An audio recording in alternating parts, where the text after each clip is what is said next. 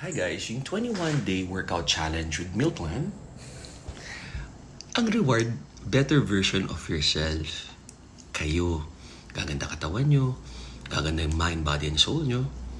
Hopefully, you'll become a better person, personality-wise, diba? Character-wise, tutunan kayo ng discipline, self-respect, respect sa ibang tao. Kasi nagsisimula yung self-love, self-respect sa sarili. So yun, gusto nyo, kailangan nyo pa ba ng cash reward?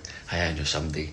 Pag yumaman ako, may pasobrang papareward ako dyan sa mga gagawa ng challenge namin. Sa ngayon, gawin nyo lang yan for yourself. Tsaka isipin nyo na lang yung iba nagbabayad ng coach, nutritionist, motivational speaker, public speaker para ma-motivate sila mag-workout, magpaganda ng katawan at sarili nila. Ito nababasa nyo, napapanood nyo na lang ng libre.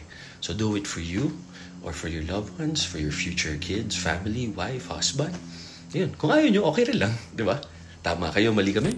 We're not your doctors. Doors to you.